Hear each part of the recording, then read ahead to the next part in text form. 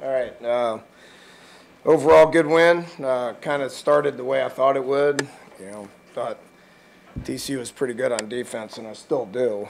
I just got wore down a little bit, obviously, but back and forth like this game usually is. And then I thought we did a good job of changing our mindset offensively towards the end of the second quarter.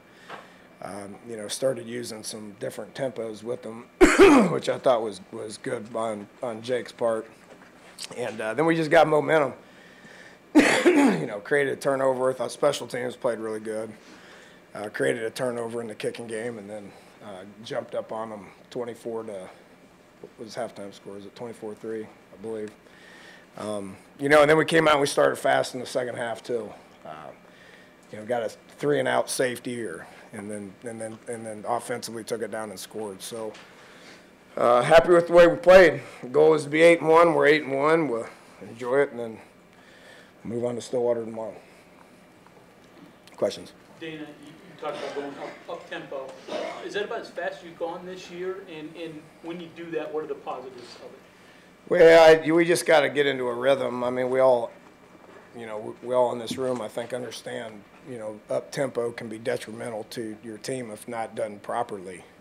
So I believe in mixing that, and it's a way of sparking us, so to speak. So we need to be able to have that in our back pocket. I think last year we probably did it too much. This year I think we're doing it about right. We just got to vary it more than anything. And I think it's a good change up. If you're sputtering a little bit, changing things up is good. So I like Will being able to control that. I mean, he can sit there and figure out what they're doing and go slow and be efficient, but then also we can push it and catch him off balance as well. So I think it caught him off guard there in the second quarter because we haven't done just a ton of it. Our plays have been down, trying to be as efficient as we can, which I think we have been. But that brings a different element to what we do offensively. Is the goal to catch specific personnel or just to get them out of position? No, they don't. I mean, a little bit. Gary never really changes a whole lot, but their third down package is obviously a little different. They go odd like everybody does. So we wanted to push that a little bit. And if you catch them in that, then you want to keep them in it. Then you go fast. If you want to prevent them from getting their specific people in there, then you go fast. So I just think you change it and use it to your advantage. On Wesco today. Been saying it for all year. He's getting better every game. I mean, the blocking aspect of it is something that we've seen all year. And the more he plays and the more we scheme things up for him, the better he is. So he's pretty good, and is a big part of what we're doing and why we're so successful, offensively right now. He's a big part of that. So, I've seen this coming for quite a while. The numbers in the run game weren't as eye-popping as last week, but once the run game did finally Well, you got to put that as a negative. How much did that, benefit the offense? You do know TCU is like the #1 defense in the league. Yeah. So I thought we ran the ball effectively. How about the defensive effort today? Really good. They were motivated all week. We've been playing good defense. I've said this 100 times that, Coach Gibson is arguably done as good a job as a defensive coordinator as anybody in college football. We got high standards for playing good defense here. And last week we probably didn't play like we could have. I think our opponent, like I said on Tuesday, I think our opponent had something to do with that. Texas played well offensively, but we were pretty motivated to come back and play better. And obviously we did. You have that 7-minute span, 30 points, offense, defense, special teams all had plays to contribute to that. Is that as complete a span as you've seen in all the phases this year? Yeah, probably. I think we've played together really well this year, which is why we're 8-1. There's been spurts of that throughout the course of every game, except for one. But this team feeds off each other, and they understand that. They understand complementary football. And I think it has a lot to do with just, the relationship that our team has. You know, we got a lot of offense, defense, good positive stuff going on. So they feed off each other, and they are experienced and understand, you know, when they need to pick up the other side or when they need to respond based on what the other side did. So it's as good as I've seen, yeah. When you said you expected a slow start, maybe a little bit of emotional letdown, when you recognize that, do you kind of maybe back off and say, okay, we've just got to play to get into it and get the emotion to where it needs to be? Yeah, I had to let it settle in a little bit. You know, I felt like we were playing for a lot more than they were, so it wasn't surprising that how it started. You know, but, you know, there wasn't a whole lot of panic going on. You know, I probably said a few things after we sputtered like the third time in the row or whatever it was, but for the most part, just keep playing and you know, can just let the game settle in. I figured we would start making plays and then get some excitement. Our crowd was once again awesome, and you know, it was a great day for football. And considering all he's been through, how nice is it to see Brendan Ferns get some snaps? Yeah. And get back out? Yeah, him and Qualls both, they got cleared at the same time, and Ferns was ready to go today, and Qualls wasn't quite ready. Plus, we want to save Qualls for a 4-game stretch. You know, and Ferns, we don't need to, so it's, you know, good to see him come back. But he's a great kid and a hard worker, and you know, it's good to see him go out there and play, and he'll play more next week. Yeah, you had a good idea who you were before the start of the season.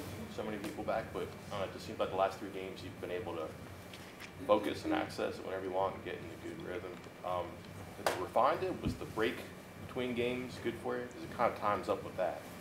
Yeah, I thought it was good for us, but you know, getting your tail beat in, you know, kind of opens everybody's eyes a little bit. But you know, it's college football, and biggest thing, and I'm really sick of that talking about this, but we weren't going to let that define us.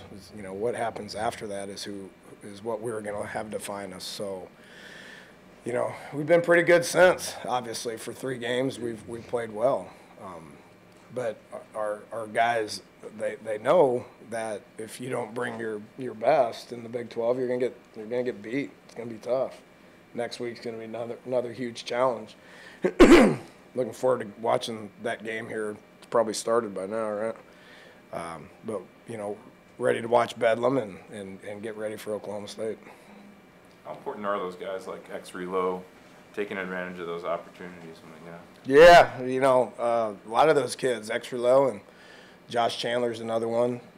I hate just to single them two out, but you know, we're getting a lot of snaps from a lot of important guys, a lot of special team snaps from a lot of important younger guys.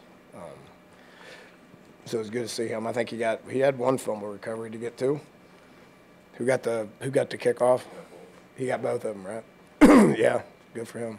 But he's been playing well, and he continued to play.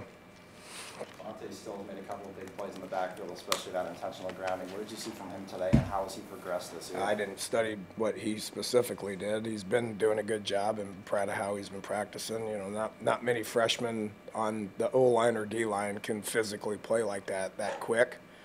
You know, he obviously can. He's going to be a really good player for us. Sandwich is the 3rd guy now to get significant snaps at Mike. Just what did you see from him? Yeah, I mean, Tom tried to go and just couldn't, you know, and then Shea got a stinger. You know, those 2 are going to be fine. But you know, it's the next man up deal, you know, and I was you know, happy with how he went in there and played. You know, said it 1,000 times, if you want to win the Big 12, you got to have backups go in there and play, and we've done a good job of that. And if you had to write a story on, if you had to write my story on this game or one of our stories, what would you focus on? I don't want your job, Bob. What would be the focus of what came out of that? This? Yeah. TCU don't get beat like that. I mean, Gary said that after we did this 2 years ago here. We won, 35-10? He's like, TCU don't get beat like that. Well, you know, and then, you know, this was like their worst loss in like 3 decades or something. So, you know, I think that tells you where our team is right now and where our program is right now. Going off of that, I mean, can you talk about the team's confidence level? It's high. it's high. Morale's good, and confidence is good, and work ethic is good. So it's why we're winning. You know, you're only as good as your next one. So these guys got to keep doing that. I got no reason to believe that they won't. I think they're pretty motivated, and you know, we got a tough Oklahoma State team on the road next week. You know, they came here last year and beat us pretty good. So that give me some ammo to be able to talk about all week.